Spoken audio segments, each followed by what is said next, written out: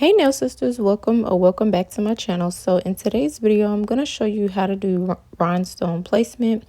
This video is a very basic beginner tutorial. So even if you don't have any experience or skills, then this video is definitely for you. So the first thing that I can recommend is to lay out the crystals on a piece of paper first before applying it on the nail by starting out with your biggest sizes, then medium, then small, then smaller.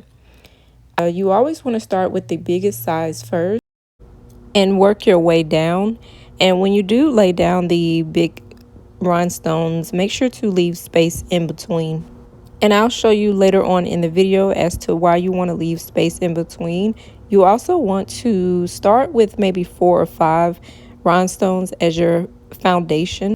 I felt like when I was first beginning to learn how to do placement with rhinestones, I was really struggling.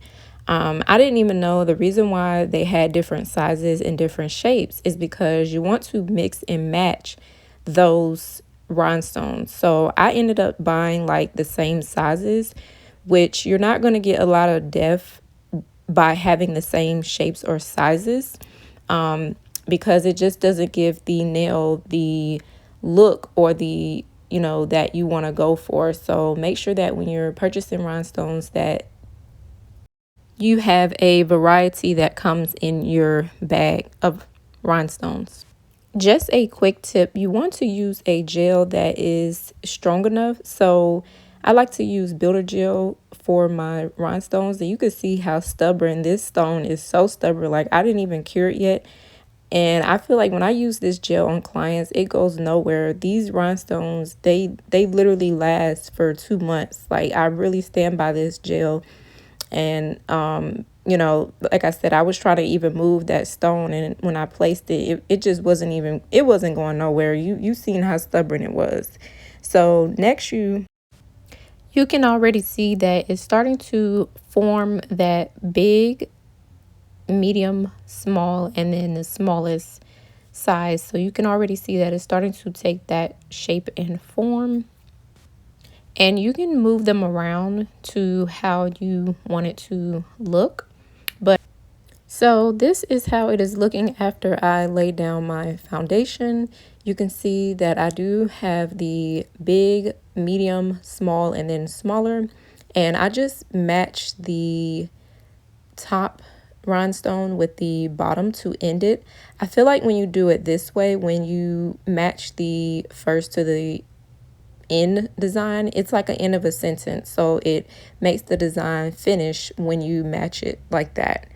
And now you'll see the reason why we left space in between is so that way now we're going to go in with our smaller sizes. So wherever you see space, this is where you want to start filling in with your much smaller crystals, or you can use charms, beads, so that it brings the designs together. But you want to make sure at this point that you are going in with these small sizes to fill in those gaps or those areas.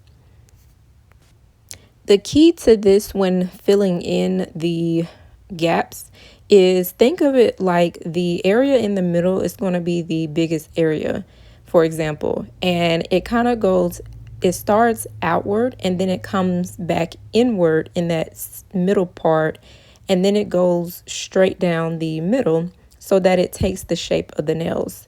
You always want to make sure to keep the shape of the nails by not putting too many on the sides or too big sizes, because then it can become bulky. So just look at the shape of your nails, whether you're doing stiletto, coffin, oval, and take the shape of that when you're starting to fill in those spaces. So that way it will give the illusion that you have a lot of dimension in the nail. And let's say that you can't think of what to put in certain areas. You can always use the last 2 rhinestones in that area. So for example, I'm going to show here an arrow how you can see I took this middle portion of this rhinestone, and whatever that rhinestone size is, I basically just went down to a smaller rhinestone. So just remember with doing rhinestone placement that it's like a pattern. Everything has to match up and look coordinated together.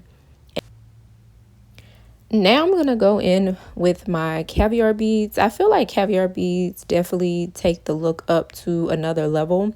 You could also use, like I said, some charms as well, but I'm going to be using these gold ones. And I believe this is from Daily Charm or Aliexpress, but I will leave it down in the description. But what I'm going to do now is go in, and wherever there is still space on that outer area, this is where I'm going to begin putting the gel and put my beads. So I'm going to let you all finish watching this and I'll come back.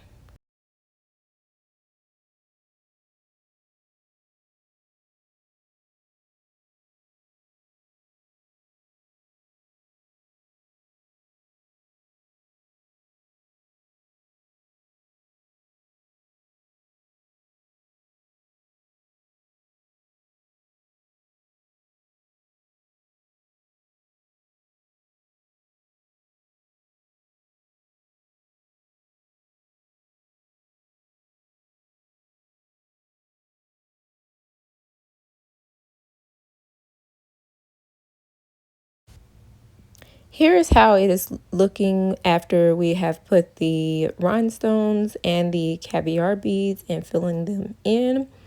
The key to learning how to do placement is to lay out the rhinestones first on paper before applying them on the nail, and then move them around until you're actually satisfied with how they look. And then just form a shape around the bigger or medium size rhinestones.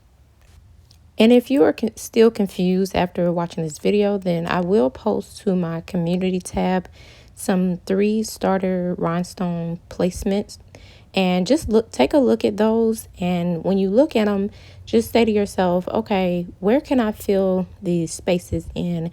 And measure it with your eyes to say, okay, if this one is big, then I need to put maybe a medium-sized one or a small one in this area. And just like with anything, the more you keep doing it, the more and better you'll get at it. And if the bling is not blinging or shining, then what we doing? And I'll see you all in my next video.